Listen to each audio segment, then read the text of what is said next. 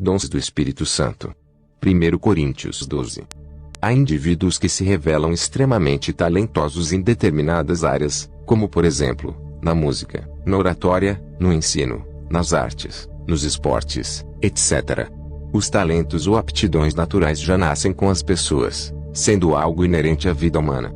Tanto cristãos quanto não cristãos possuem talentos naturais, que são dados para a glória de Deus. Os dons espirituais são concedidos pelo Espírito Santo aos cristãos para o serviço e adoração ao Senhor. Na igreja de Corinto estavam presentes atitudes errôneas quanto ao uso dos dons espirituais, chegando alguns a utilizá-los como nível de vaidade espiritual. Havia entre os coríntios uma atitude de se cultivar o espetacular e o fascínio pelo sobrenatural, o que refletia as práticas pagãs.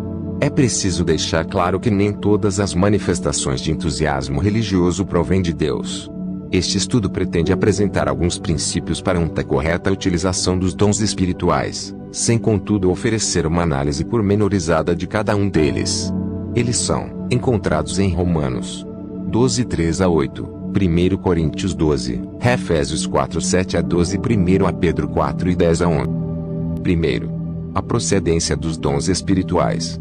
Os dons do Espírito são dádivas de Deus, como resultado de sua graça e presença ativa na vida de seu povo.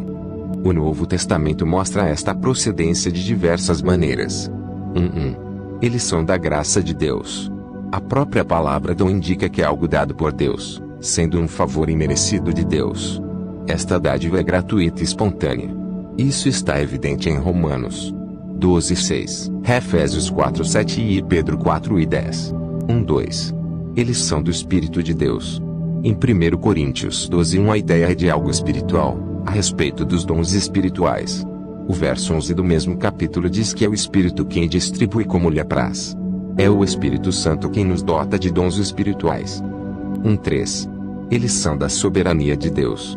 Os dons são presentes graciosos e a distribuição é soberana. Mas um só e o mesmo Espírito realiza todas estas coisas, distribuindo-as como lhe apraz, a cada um, individualmente. 1 Coríntios 12, 11.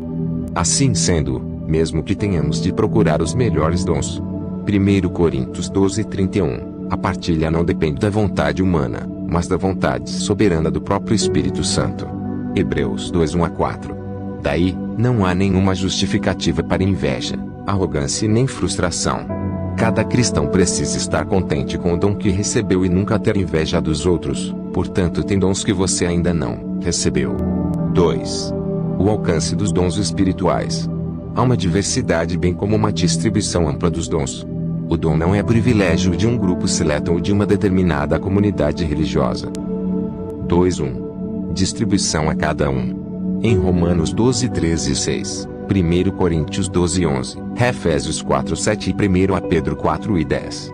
A referência é clara quanto à distribuição dos dons espirituais a cada um. Todo cristão tem pelo menos um dom, mesmo que este esteja adormecido ou inativo. A Bíblia ensina que o cristão não é dotado de todos os dons. 2.2.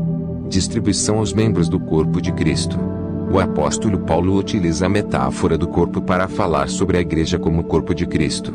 Neste corpo composto de sistemas coordenados, cada membro tem uma função distinta, ou seja, diferente. Romanos 12, 4 a 6, 1 Coríntios 12, 12 a 14 e 27. Assim como é no corpo humano, e no corpo de Cristo. Cada cristão tem um dom espiritual e é responsável pela sua funcionalidade. Nenhum cristão fica esquecido pelo Espírito Santo. Portanto, o trabalho da igreja não pode ficar apenas nas mãos de uns poucos líderes, pois os dons são dados a todos. A desculpa de que não há na igreja pessoas capacitadas é antibíblica, pois a cada um o Espírito concede dons para o desempenho da obra. 3. As finalidades dos dons espirituais. É preciso perguntar agora: para que o Espírito distribui dons espirituais? 3.1. Para serem utilizados. Os dons são funcionais. A Bíblia diz que somos dispenseiros da multiforme graça de Deus, e recebemos a ordem para ser bons dispenseiros, 1 Pedro 4 e 10. Na igreja não há lugar para a ociosidade ou comodismo. 3.2. Para assistir outros. Os dons precisam auxiliar a outras pessoas. Eles são altruístas e não são doações para ajudar, confortar e enaltecer a nós mesmos. Conforme a tradução da Bíblia de Jerusalém, Cada um recebe o dom de manifestar o Espírito para a utilidade de todos. 1 Coríntios 12:7. Veja a recomendação do apóstolo Pedro em 1 Pedro 4:10. 3:3. Para edificação da igreja. Procurai progredir, para edificação da igreja. 1 Coríntios 14:12. Os dons são dados para edificação pessoal e coletiva. Quanto mais eles edificam, mais valiosos eles são. A falta de crescimento de muitas igrejas possui como uma das causas a utilização incorreta dos dons. Efésios 4:12-15, 16 e 3:4. Para unir a igreja. Está claro que a distribuição dos dons atinge a todos os membros do corpo de Cristo. Ninguém fica sem ele. A unidade precisa ser preservada dentro da diversidade dos dons, pois o Espírito é o mesmo. 1 Coríntios 12:4-5-11. E lamentável que a interpretação do significado dos dons tenha provocado tantos desentendimentos. A Bíblia recomenda para que não haja divisões na igreja. 1 Coríntios 1:10.